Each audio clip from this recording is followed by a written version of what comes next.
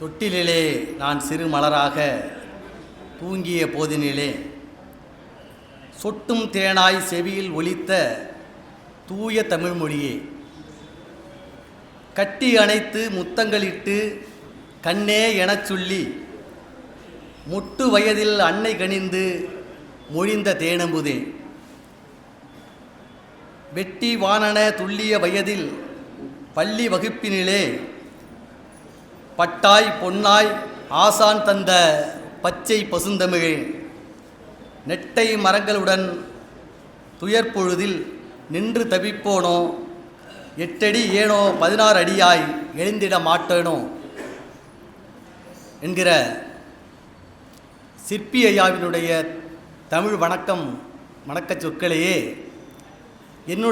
நம்முடைய தமிழ் வணக்கமாக சொல்லி என்னுடைய உரையை நான் தொடங்கலாம் என்று நினைக்கிறேன். நண்பர்களே, சிற்பி ஐயாவினுடைய 90வது வயதினுடைய இந்த சிறப்பு நிகழ்ச்சி தொடர்ச்சியாக பொள்ளாச்சி மண்ணிலே நடைபெற்று கொண்டிருக்கிறது.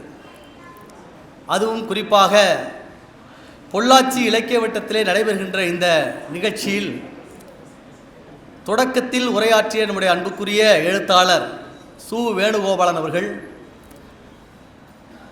பாரதி பற்றிய அந்த உரையை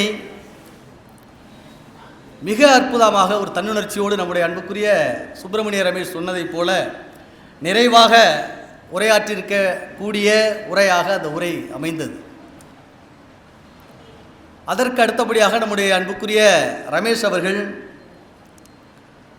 நதி நடந்த பாதை என்கிற தலைப்பிலே அந்த நதி நடப்பதைப் போல மிக சன்னமான ஒரு குரலிலே துணியிலே என்னுடைய உரையை எடுத்து வைத்தார். நண்பர்களே, இது ஆய்வரங்கம் என்று குறிப்பிட்டிருக்கிறது. ஆய்வரங்கத்திலே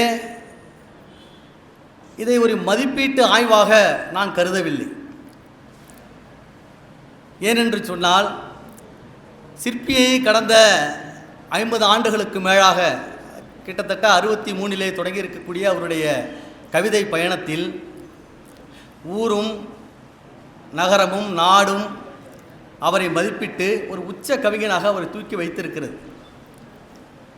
2 முறை அவர் சாகித்ய அகாடமி விருதை பெற்றார் என்பதும், உச்சமாக பத்மஸ்ரீ விருதே அவர் பெற்றார் என்பதும் நாம் அறிந்த ஒன்று.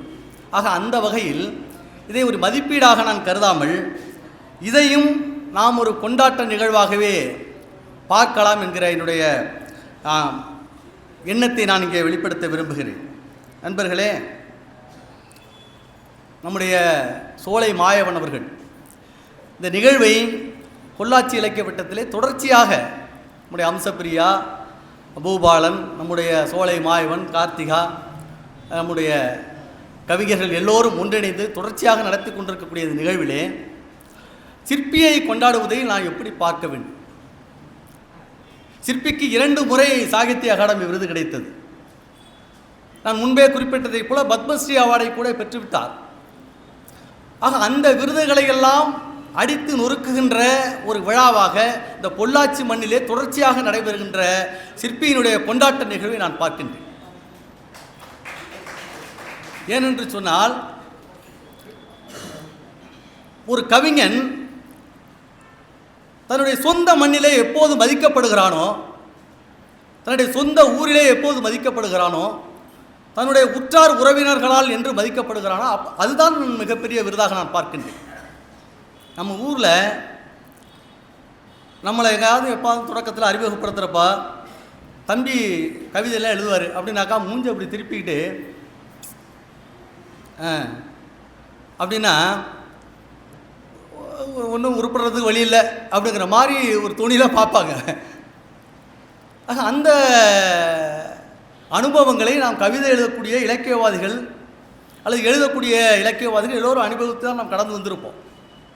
ஆக அவ்வாறு இல்லாமல் நம்முடைய பொள்ளாச்சி மண்ணிலே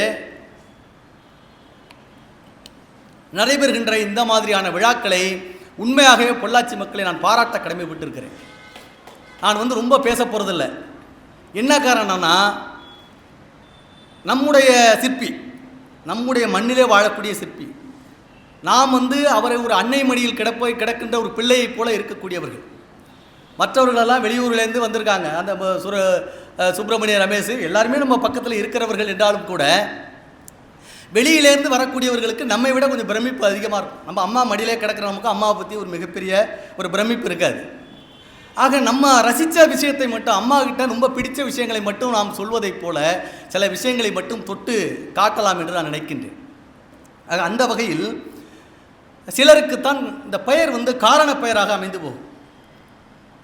நம்ம ஊரில் கண்ணாயிரம்னு பேர் வச்சுருப்பார், கண்ணு சரியாக தெரியாது. அது நம்ம அனுபவத்தில் நிறைய பார்த்துருக்கலாம். ஆரோக்கியசாமின்னு வந்திருப்பார், மாதத்தில் 30 நாளைக்கு 40 முறை அவர் மருத்துவமனைக்கு போகக்கூடிய ஆளாக இருப்பார். ஆக அவ்வாறெல்லாம் இல்லாமல் ஒரு காரண பெயராக சிற்பி என்று வைத்திருக்கக்கூடிய ஒரு காரண பெயராக இதை நான் பார்க்கின்றேன். சிற்பி என்றால் செதுக்குபவர், நமக்கு தெரிஞ்சது தான். இந்த சிற்பியும் சொற்களை செதுக்கி செதுக்கி கவிதை கொடுத்ததைப் போல சொற்களை செதுக்கி செதுக்கி தன்னுடைய ஆற்றல்களை வெளிப்படுத்தியதைப் போல தன்னுடைய கவிதை நூலின் வழியாக வளரக்கூடிய தலைமுறைக்கு கவிதை பாலை கொடுத்து அவர்களையும் செதுக்கினார் என்பதுதான் உண்மை. இன்றைக்கு பாரதிதாசன் பரம்பரை என்று சொல்வதைப் போல பொள்ளாச்சியிலே சிற்பியினுடைய பரம்பரை என்று சொல்லக்கூடிய அளவிற்கு கவிஞர்கள் நிரம்பியிருக்கிறீங்க. கைதட்டுங்க, உங்களை தான் பாராட்டிகிட்டு இருக்கிறேன். இது குளிர்காலம். இந்த குளிர்காலத்தில் நம்முடைய நரம்புகளெல்லாம் ரொம்ப சுருங்கி போயிடுமா, ரொம்ப அதிகமாக ஹார்ட் அட்டாக் வரக்கூடிய காலகட்டங்கள் இந்த காலகட்டமாக சொல்கிறாங்க. அப்போ ரொம்ப ஒரே நிலையில் ரொம்ப நேரம் உட்காந்துருந்தீங்கன்னா உடம்பு முடியாமல் போயிடும். உங்களுடைய நலன் கருதி தான் இந்த செய்தியை சொல்கிறேன். நீங்கள் அப்பப்போ கைதட்டினீங்கன்னா மட்டும்தான் உங்களுடைய ரத்த ஓட்டம் நல்லா ஸ்பீடாகி உங்களுடைய ஆரோக்கியத்துக்கு நல்லது அது. ஏன்னா நம்ம கவிதா ஜவஹர் அன்றைக்கி பேசியிருந்தாங்க, அதை நான் கொஞ்சம் இதில் பார்த்தேன். அவங்க பட்டிமன்றத்தில் பேசக்கூடியவங்க. அப்போ பட்டிமன்றத்தில் பேசக்கூடியவங்களுக்கு இந்த கைத்தட்டல்கள் அதிகமாக எதிர்பார்ப்பாங்க. நம்ம ஆட்கள் அன்றைக்கி தியானத்தில் உட்காந்தது மாரி உட்காந்துருந்துச்சு. அந்த இதில் பார்த்தேன்.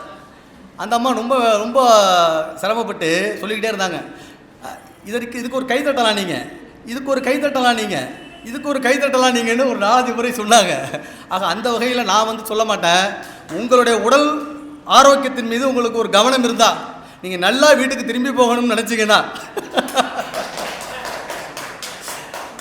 நல்லா அடிக்கடி கைதட்டுங்க. அது உங்களுடைய ஆரோக்கியத்திற்காக நான் சொல்கின்றேன்.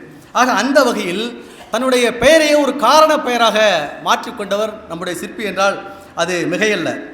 அவருடைய கவிதை பாலை அறிந்திருக்கக்கூடியவர்கள், தமிழ் கற்ற படைப்பாளிகள் அத்தனை பேருமே நம்ம குறிப்பிடலாம். நீங்கள் அவர் ஒரு பேராசிரியர் என்பதனால அவர்கிட்ட படித்திருக்கக்கூடிய மாணவர்களுக்கு ஒரு அதிக உரிமை உண்டு. நம்முடைய கவிஞர் மஞ்சுளாதேவி அவர்களுக்கு, நம்முடைய இங்கே இருக்கக்கூடிய நம்முடைய மாணவர்களுக்கு எல்லாருக்கும் அவர்கிட்ட கற்ற மாணவர்களுக்கு கூடுதல் உரிமை உண்டு. ஆனாலும் கூட அவர்கள் மட்டுமே அவருக்கு மாணவர்கள் அல்ல என்பது தான் உண்மை.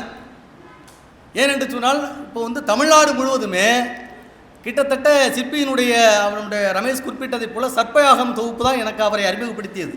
ஆனால் உண்மையாகவே அதை படித்தப்போ எனக்கு ஒன்றுமே புரியலை. இந்த கவிதையை குறித்து ஒரு வாசிப்பு, கவிதை ஒரு ஆர்வம் என்று உள்ளுக்குள்ளே வந்த நேரம், இன்னும் சொல்லப்போனால் ஒரு மரபிலை தோய்ந்து புதுக்கவிதைக்கு வந்தவர். மரபிலை தோய்ந்து புதுக்கவிதைக்கு வந்து ஒரு சிறப்பான தொகுதியை சர்ப்பயாகத்தை வெளியிட்டிருக்கிறார் என்று நம்முடைய அனுபவத்தில் நாம் பார்க்கின்றோம். அப்படியும் கூட அந்த வயதில் அந்த அனுபவத்தில் சர்ப்பயாகம் எனக்கு புரியவில்லை. ஆனாலும் கூட பிறகு வாசிக்க அவருடைய காட்சிகளிலும் அவருடைய படிமத்திலும் நான் ரொம்ப மயக்குண்டு கிடந்தேன் என்பதுதான் உண்மை. ஆக அந்த வகையிலே அவருடைய மாணவர்கள் நாடு முழுவதும் இருக்கிறார்கள் என்பதுதான் உண்மை. இப்படி அவருடைய கவிதைகளை விட நான் இப்படி பார்க்கிறேன், சிற்பியினுடைய கவிதைகளை விட பொள்ளாச்சியிலே இருக்கக்கூடிய இன்றைக்கு இருக்கக்கூடிய இளந்தலைமுறையுடைய கவிதை இன்னும் வீரியமாக இருக்கும் என்பது என்னுடைய ஆவல், எண்ணம். இன்னும் எதிர்காலத்திலே இன்னும் பல சாகித்ய அகாடமி பொள்ளாச்சி மண்ணுக்கு கிடைப்பதற்கான வாய்ப்புகள் இருக்கின்றன. இதற்கு எனக்கு ஒரு சம்பவம் நினைவுக்கு வந்தது. ஒரு ஊரில் ஒரு விவசாயி இருக்கிறான். அவன் ஒரு மாடு வளர்க்க, ஒரு பசுமாடு வளர்க்குறான். அந்த பசுமாட்டை ஒரு கட்டத்தில் வளர்ப்பதற்கு சிரமப்பட்டு சமாளிக்க முடியாமல் வித்துடலான்னு நினைக்கிறான். மாடு விற்பனைக்கு அப்படின்னே ஒரு போர்டை போட்டான் அந்த மாட்டு மேலே. ஆனால் யாரும் வாங்கலை, உள்ளூரில் எவனையும் வாங்க மாட்றான். மாடு வாங்குவதற்காக வர்றான், மாட்டை பார்த்தோன்னே போயிடுறான், அந்த போர்டை பார்த்தோன்னே போயிடுறான். போர்டை பார்த்துட்டு அவர்கிட்ட பேசுனா, மாடு விற்பனைக்கு தானே என்னங்கன்னு சொல்லி, ஆமாங்க அப்படின்னா. அந்த மாடு வந்து 10,000 ரூபா பொறுமானம் பெறக்கூடிய ஒரு மாடு. இவர் என்ன சொல்கிறாருனாக்கா, என்னங்க ரேட்டு அப்படின்னு கேட்டாக்கா 1,10,000 ரூபாங்கிறார். வர்றவனுக்கு பூரா கோவம் வந்துட்டு, ஏன்னா 10,000 ரூபா மாட்டை ஒரு 15,000 ரூபா சொல்லு, இல்லை 20,000 ரூபா கூட சொல்லு, இல்லை 50,000 ரூபா கூட சொல்லு. 1,10,000 ரூபான்னு சொல்கிறியே அப்படின்னு கேட்டாக்கா, இல்லைங்க இந்த மாடு கொஞ்சம் ஸ்பெஷல் மாடுங்க. என்னங்க ஸ்பெஷல் மாடு அப்படின்னு கேட்டாக்கா, இல்லை வீட்டில் வச்சுருந்தா 1,00,000 ரூபா பணத்தை அந்த மாடு தின்னுடுச்சு, அதனால தான் அந்த மாட்டுக்கு 1,10,000 ரூபா அப்படின்னு சொல்லி சொன்னதாக ஒரு சிறு கதை ஒன்று உண்டு. அந்த வகையில் சிற்பியை விட இன்றைக்கு வரக்கூடிய இளந்தலைமுறையினர் கவிதைகள் இன்னும் வீரியமாக ஒரு காலத்தில் இருக்கும், இன்னும் பல சாகித்ய அகாடமிகளை பெறுவார்கள் என்ற நம்பிக்கையை நான் ஏன் வெளிப்படுத்துகிறேன் என்று சொன்னால், இவர்கள் அறிந்திருக்கிறதெல்லாம் சிற்பியினுடைய பாலை அறிந்திருக்கிறார்கள், சிற்பியினுடைய தடத்தை தன்னுடைய வழித்தடமாக கொண்டிருக்கிறார்கள். ஆக இவர்களுடைய கவிதை சிற்பியினுடைய கவிதையை போல, சிற்பியினுடைய கவிதையை விட சிற்பிக்கு பெருமை தாங்கக்கூடிய கவிதைகளாக அமையும் என்கிற என்னுடைய ஆவலை நான் வெளிப்படுத்துகின்றேன். ஆக அந்த வகையில் நான் 2-3 கவிதைகளை மட்டும் தொட்டு காட்டலாம் என்று நினைக்கிறேன். ஏனென்று சொன்னால் எனக்கு உண்மையாகவே பதட்டமாயிட்டு, இந்த படித்ததில் பிடித்ததா அப்படி ஒரு நிகழ்ச்சியை வச்சு கிட்டத்தட்ட கவிதை சிற்பியினுடைய கவிதை கிட்டத்தட்ட அரங்கேறிட்டு இன்றைக்கி எனக்கு பதட்டமாயிடுச்சு. ஐயோ, நம்ம குறித்து வச்சிருந்த கவிதையை பூரா இவங்க சொல்லிட்டாங்களே, எந்த கவிதையை தான் நம்ம வந்து இங்கே பேசுகிறது அப்படின்னு சொல்லிட்டு எனக்கு ஒரு சின்ன சங்கடம் இருந்தது. அதில் கூட ஒரு அம்மாவை பற்றி சிற்பி எழுதியிருக்கிறாரு, தம்பி கூட பார்க்குறாரு. இவர் வேறு என்னன்னு கேட்டிங்கன்னா, அது முடித்தாலும் இன்னும் யாரும் சொல்கிறதுக்கு இருக்கிறீங்களான்னு திரும்ப திரும்ப கிளப்பிக்கிட்டே இருக்காப்புல ஆளை. எனக்கு அது வேறு ஒரு என்னடா தம்பி ரொம்ப மோசம் பண்ணுறாருன்னு நினச்சேன். ஆக அந்த வகையில் ஒரு கவிதை கூட சிற்பியினுடைய கவிதை, தாயை பற்றிய கவிதை, அம்மாள் இருந்தால் சொர்க்கம், நடந்தால் சொர்க்கம், சென்றாலும் சொர்க்கம் அப்படின்னு சொல்லி அந்த கவிதை போணுச்சு. எனக்கு அந்த கவிதை சொர்க்கம்னே காதல் உள்ள, இருந்தால் பதட்டம், நின்றால் பதட்டம், அமர்ந்தால் பதட்டம்ங்கிற மாதிரி காதல் உணர்ச்சியாக அப்படிப்பட்ட எல்லா கவிதைகளுமே கிட்டத்தட்ட நீங்கள் தொட்டு காட்டியிருப்பதனால நான் நீங்கள் தொடாத ஒரு சில கவிதைகளை மட்டும் தொட்டு காட்ட ஆசைப்படுகின்றேன்.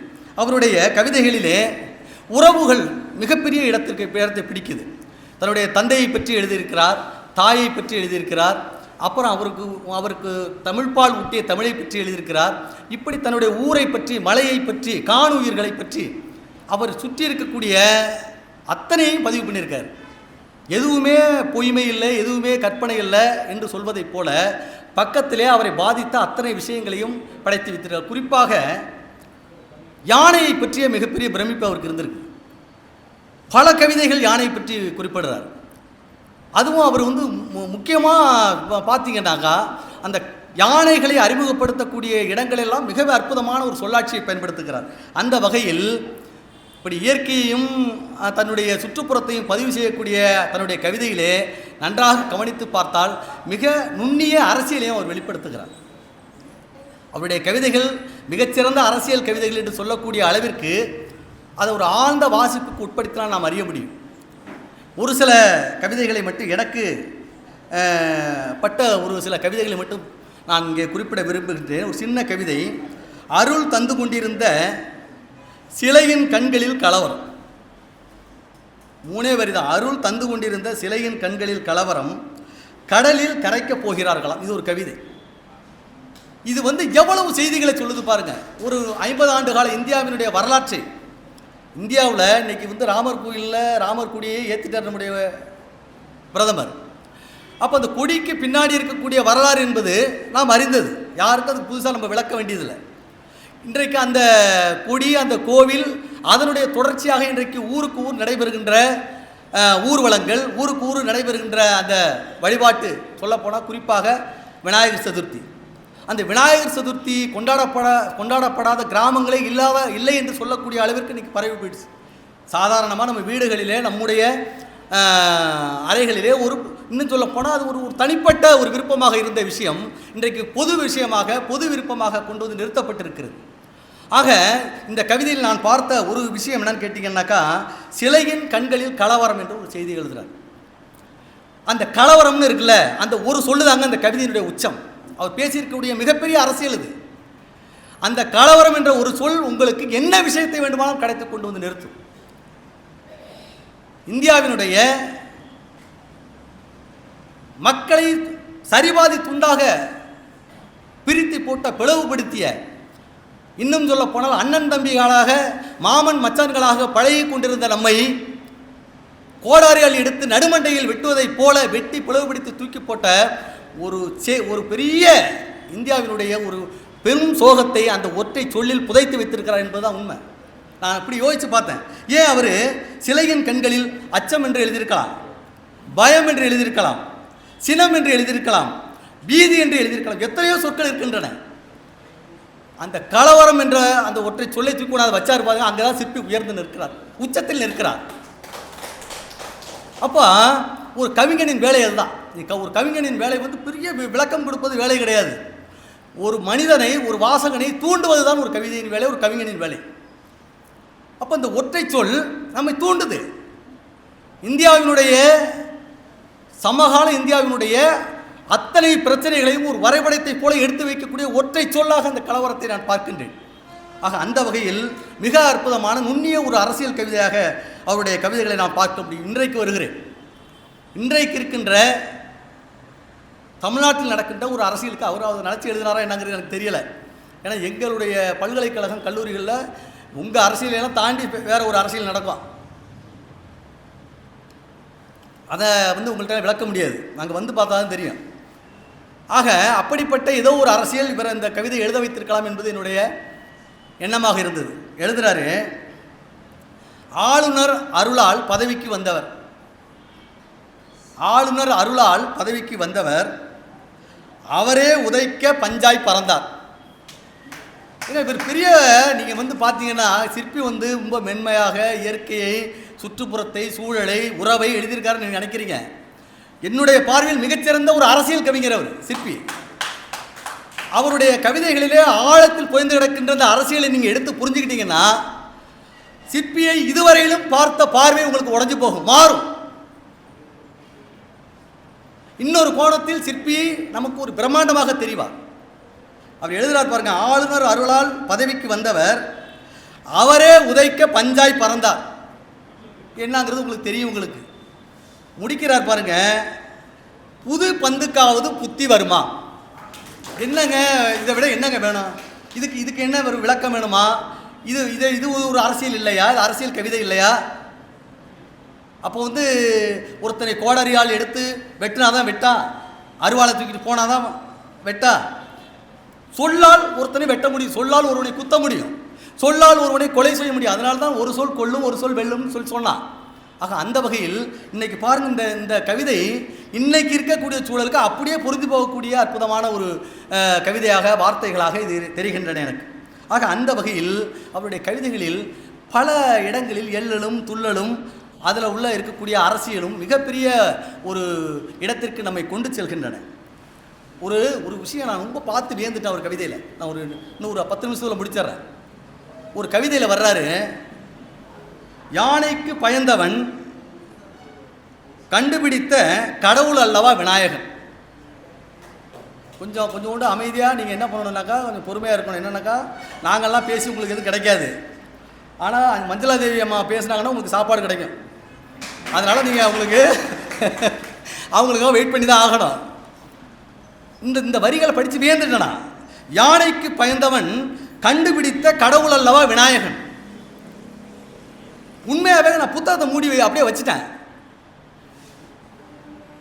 அதாவது இது விரிக்கிற காட்சி என்பது பல இடங்களுக்கு நம்மளை கொண்டு செல்லுது. இதை நான் எப்படி பார்த்தேன்னா, எனக்கு இதை மூடி வச்சுட்டு நான் எங்கே போனேன்னா, ஒரு வரலாற்று சார்ந்த ஒரு விஷயத்துக்கு போனேன். பல்லவர் வரலாற்றில்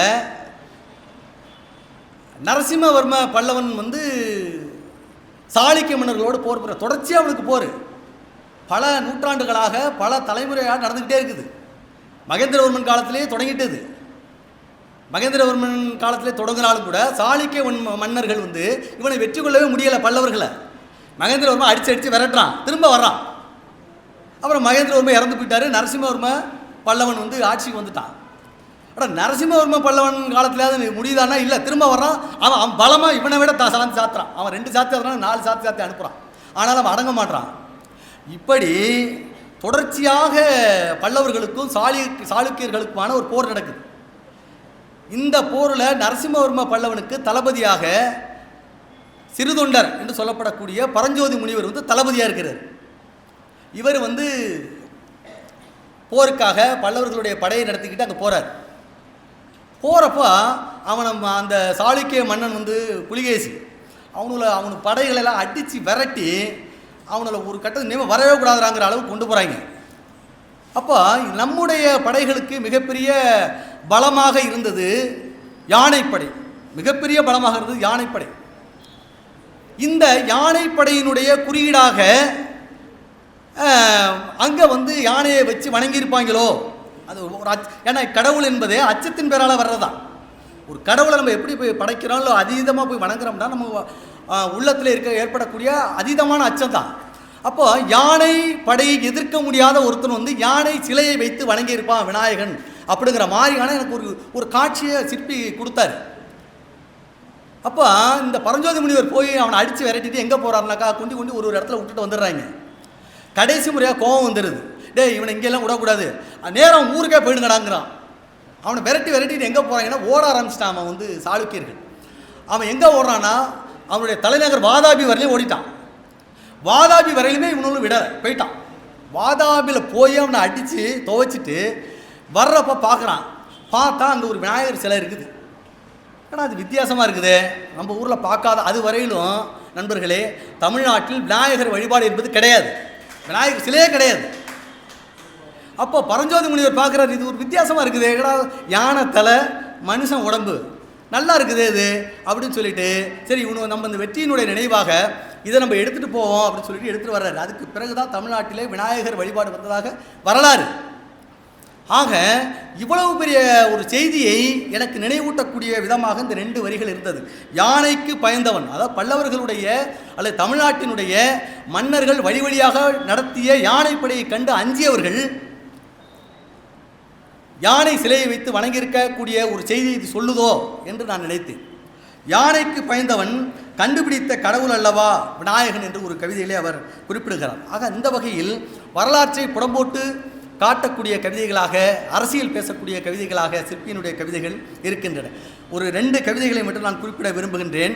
ஒரு கவிதை மனித பூச்சி என்று ஒரு கவிதை. அந்த கவிதை மனமல்லக்கூடிய தொழிலாளிக்காக சிற்பியினுடைய பேனா சிந்தி இருக்கக்கூடிய கண்ணீர். மனித பூச்சிங்கிறார், மனுஷனை மனித பூச்சிங்கிறார். இன்னைக்கு சுதந்திரம் அடைஞ்சு எவ்வளவோ வாய்ப்பு வசதிகள் தொழில்நுட்பத்தால் பெருக்கம் அடைந்திருந்தாலும் கூட இன்றைக்கும் மலமல்லக்கூடிய தொழிலாளிகள் மலக்குழியிலே தான் கிடக்கிறார்கள். இன்றைக்கும் மலக்குழி மரணங்கள் சாதாரண நிகழ்வை போல நடந்து கொண்டிருக்கின்றன. நம்முடைய சாலை விபத்துகளிலே நாம் எப்படி ஒரு திரைப்படத்தை பார்ப்பதைப் போல, ஒரு சாதாரண குழந்தையை பார்ப்பதைப் போல, மரத்தை பார்ப்பதைப் போல, விலங்கை பார்ப்பதைப் போல ஒரு விபத்தையும் பார்த்து நகர்கின்ற மனநிலைக்கு நாம் என்று வந்தோமோ, அல்லது எது நம்மை தயாராக்கியதோ அதை போல மனிதர்கள் இன்றைக்கும் மலக்குழியிலே சாகக்கூடிய நிகழ்வை நாம் பார்க்க பழக்கியிருக்கிறார்கள். ஆக அவருடைய மனித பூச்சி என்ற ஒரு கவிதை. அவன் வந்து அந்த மலக்குழியிலிருந்து கீழால வந்து அப்படியே அது திறந்து வெளியில் வர்றான். அந்த காட்சியை சொல்கிறார் பாருங்க. பூமியின் கதவை திறந்து கொண்டு வருவது போல் வந்தானவன், பூமியின் கதவை திறந்து கொண்டு வருவதைப் போல வந்தானவன். முகம் தெரியவில்லை, உடல் அடையாளமும் புரியவில்லை. குப்பை, கூளம், அழுக்கு, சகதி, நழுவும் எலி, கரப்பான், நச்சு புழுக்கள், கசியும் இரத்த கீரலில் கிருமிகள், கழிவறை பிசுக்குகள், மூத்திர வாசம், உயிரை பிதிக்கிய நகரின் நாற்றம், பாதாள உலக வேதாளம் போல சாக்கடை துவாரம் கழித்த மலம்போல். வியந்து போயிட்டாங்க அந்த இடத்துல. இந்த சாக்கடையில் இருக்க அந்த பாதாள சாக்கடை போடக்கூடிய அந்த வட்டமாக போட்டிருக்கக்கூடிய அந்த விஷயத்தை சொல்கிறார். சாக்கடை துவாரம் கழித்த மலம்போல். இவன் வெளியில் வர்றதா அப்படி சொல்கிறார். மலம்போல் வெளியில் வந்தான் அவன். Corona, dengue, typhoid, pneumonia, malaria, chikungunya, பன்றிக் காய்ச்சல், நுண்மிகள் விதைக்கும் உழவனவன். இது வரை சொல்லிட்டு உச்சமாக ஒரு கவிதையை முடிக்கிறார் பாருங்க. மூக்கை பிடிக்கிற விஞ்ஞானமே, கேள்வி கேட்கிறார் அந்த இடத்துல. மூக்கை பிடிக்கிற விஞ்ஞானமே, முகமூடி தைக்கிற தொழில்நுட்பமே, நிலவின் புழுதியில் ஆற திளைக்கவும், சனி வளையத்தில் சறுக்கி மகிழவும், தின்ன புது புது பண்டங்கள் செய்யவும், காதல் எந்திரங்கள் கண்டுபிடிக்கவும், காலமும் நேரமும் காணுகின்றீர்களே. ஏடா இவ்வளவு பண்ணுறீங்களாடா, நிலவுக்கு போகிற, சனிக்கு போகிற, செவ்வாய்க்கு போகிற, பாதாள சாக்கடை மனித பூச்சிக்கு என்ன கண்டுபிடித்தீர்கள்? பாதாள சாக்கடை மனித பூச்சிக்கு என்ன கண்டுபிடித்தீர்கள் என்று அந்த கவிதையை அவர் முடிக்கிறார். இப்படி அவர் பேசுகின்ற கவிதைகள், அவர் பேசுகின்ற அவருடைய பேனா சிந்துகின்ற அந்த மையல்ல பாதிக்கப்பட்ட மனிதர்கள் பக்கம் நிற்கின்ற கண்ணீர் துளிகளாக நான் பார்க்கின்றேன். இதை பாரதியாரோட நான் ஒரு இடத்துல ஒப்பிட்டு பார்த்தேன். பாரதி ஒரு இடத்துல, இந்த வரியை நீங்கள் கேட்டிருக்கீங்களான்னு தெரியல, பாரதி ஒரு இடத்துல சொல்கிறான், கூலத்தையும் மலத்தினையும் வணங்க வேண்டும்ங்கிறான் ஒரு இடத்துல. இந்த வரியை நீங்கள் எங்காவது கேள்விப்பட்டீங்களான்னு தெரியல, நான் படித்த போது வியந்தேன். கூலத்தையும் மலத்தினையும் வணங்க வேண்டும். அவன் சொல்கிறான், கேளப்பா சீடனே, கழுதையொன்றை கீழான பன்றியினை தேளை கண்டு தாளை பார்த்து இருகரமும் சிறமேற் கூப்பி சங்கரவென்று பணிதல் வேண்டும். கடைசியாக சொல்கிறான், அந்த இடத்துல தான் சொல்கிறான், கூலத்தை மலத்தினையும் வணங்கல் வேண்டும், கூடி நின்ற பொருளனைத்தும் கூட்டம் தெய்வம். கூடி நின்ற பொருளனைத்தும் கூட்டம் தெய்வம். கூலத்தை மலத்தினை வணங்க வேண்டும் சொல்கிறாங்க ஒரு இடத்துல. இப்போ இந்த மலத்தை ஏன் வணங்கணும், கூலத்தை ஏன் வணங்கணுங்கிறதுக்கு நீங்கள் அது உங்களுடைய அனுபவத்தில் நீங்கள் எப்படி வேணாலும் போகலாம். இன்றைக்கி உடலியல் சார்ந்து நினைத்தால் கூட, காலையில் ஒருத்தன் இயற்கை உபாதையை திருப்தியாக கழிச்சிட்டு வெளில வந்துட்டான்னாக்கா அவன் பெரிய கும்பிடு போட்டுட்டு அப்பா இன்றைக்கி ஃப்ரீடான்னு சொல்லக்கூடிய ஆட்கள் நிறைய பேர் இருக்காங்க இன்றைக்கி. ஆனால் பாரதி அதுக்காக சொல்லலை. பாரதி என்ன சொல்கிறான்னாக்கா, எவ்வளவு கீழான நிலையில் இருக்கக்கூடியவனுக்கும் ஒரு சிறப்பு உண்டு, அவனையும் வணங்குவதற்கு கற்றுக்கொள்ள வேண்டும் என்கிற ஒரு செய்தியை தான் சொல்கிறார். ஆக அந்த வகையில் இந்த மனித பூச்சியை நான் பார்க்கின்றேன். இப்படி நிறைய சொல்லிக்கொண்டே போகலாம். நம்முடைய கவிஞர் வரை முறைச்சிக்கிட்டே இருக்கிறாங்க. அதனால் நான் நிறைவு பகுதிக்கு வந்துடுறேன். நம்முடைய அன்புக்குரிய மகாகவிகளுள் ஒருவராக இருந்திருக்கக்கூடிய நம்முடைய ஈரோடு தமிழன்பன் அண்மையிலே மறைந்தார். நம்முடைய சிற்பி ஐயாவைப் போல இளம் கவிஞர்களை, இளைய பிள்ளைகளை அவரை போல தட்டி கொடுத்து வளர்த்தவர் எவரும் பார்க்க முடியாது. உண்மையாகவே அவர் இறந்துட்டாருன்னு ரொம்ப நான் கண்கலங்கினேன். ஏன்னா என்னுடைய கவிதை நூல் ஒன்று இருக்குது, அவருக்கு நான் சமர்ப்பணம் பண்ணியிருந்தேன். அந்த நூலுக்கு இந்த மாதிரி உங்களுக்கு சமர்ப்பணம் பண்ணியிருக்கீங்க, எனக்கு வாய்ப்பு இருந்தால் கலந்துங்கன்னு சொன்னேன் சென்னையில். உண்மையாகவே எதிர்பார்க்கல, வந்துட்டார். அதுக்கு முன்னாடி நமக்கு பெரிய அனுபவங்கள், பெரிய அறிமுகம்லாம் இல்லை. ஆனாலும் கூட அவர் அந்த விழாவிலே கலந்துக்கிட்டு, தமிழ்நாடு முழுவதும் என்னுடைய கவிதை பிள்ளைகள் இருக்கிறார்கள், அதில் மீனா சுந்தர் ஒரு முக்கியமான பிள்ளை என்று அதில் பிரகடனம் செய்தார். எனக்கு ரொம்ப நெகிழ்ந்து போயிட்டேன். அவருடைய இந்த இறப்பு நிகழ்ச்சியை குறிப்பிட்டு அவர் பேசிய காணொலிகள் நிறைய வந்துச்சு. ஒரு காணொலியில் அவர் பேசியிருக்காரு, அந்த செய்தியை மட்டும் சொல்லி நான் நிறைவு செய்யலாம் என்று நினைக்கின்றேன். அவர் சொல்கிறாரு, கடவுள் கவிஞன் ரெண்டு பேரையும் ஒரு தராசில் வைக்கிறார். கடவுள் பெரியவனா, கவிஞன் பெரியவனா ஒரு கேள்வி வருது. அவர் சொல்கிறாரு, கடவுள் கவிஞன் இருவரும் ஒன்று தான். அதில் ஒன்றும் அவர் மேலே கீழே பார்க்கல, ரெண்டு பேரும் ஒன்று தான். ஏன்னு கேட்டிங்கன்னா, படைப்பதே இருவருக்கும் தொழில். எனினும் அங்கே உச்சமாக வைக்கிறார், எனினும் கவிஞன் கடவுளை விட மேலானவன்கிறார். கவிஞன் கடவுளை விட மேலானவன். இது அவர் எழுதலை, குமரகுருபரர் யாரும் எழுதுனதாக அவர் குறிப்பிட்டிருந்தார். ஆனால் அதை பொருத்தமாக ஒரு இடத்துல கையாண்டு சொன்னார். அதுக்கு என்னென்னா, திரும்ப அவருடைய இறப்பு நிகழ்ச்சிக்கே அது பெரிய அளவில் பரவுனுச்சு. கவிஞன் கடவுளை விட மேலானவன். எப்படி சார் கவிஞன் கடவுளை விட மேலானவனாக இருக்க முடியும்? அவர் சொல்கிறாரு, கடவுள் படைத்த மனிதன் இறந்து விடுகிறான். மனிதன் படைத்த கவிதை இறப்பதே இல்லை. அவன் இறந்தாலும் கூட அது சுற்றி கொண்டே இருக்கும் என்கிற ஒரு செய்தியை சொன்னார். ஆக அந்த வகையில் இரவா கவிதைகளை படைத்திருக்கக்கூடிய மகாகவிகளில் ஒருவராக நாம் நம்முடைய சிற்பியை பார்க்கலாம். இவரும் கடவுளை விட மேலானவர். ஏனென்று சொன்னால், இவர் படைத்த கவிதைகளுக்கு என்றும் இறப்பு கிடையாது என்கிற ஒரு செய்தியை சொல்லி மிக சுருக்கமாக அப்படி நான் நினைக்கிறேன். ஆனால் உங்கள் பார்வை அப்படி சொல்லலை. எனக்கு இன்னும் செய்திகள் இருக்குது. ஏன்னா நீங்கள் அவனுடைய நண்பர்கள் சொன்னதைப் போல் சிற்பியை பற்றி பேசிக்கிட்டே போகலாம். இருந்தாலும் கூட உங்களுடைய வயிற்றினுடைய வேண்டுகோளை கருத்தில் கொண்டு, நம்முடைய அம்மா மஞ்சுளாதேவி அவர்களுடைய பார்வையையும் கணக்கில் கொண்டு என்னுடைய உரையை இத்துடன் நிறைவு செய்கிறேன். நன்றி, வணக்கம்.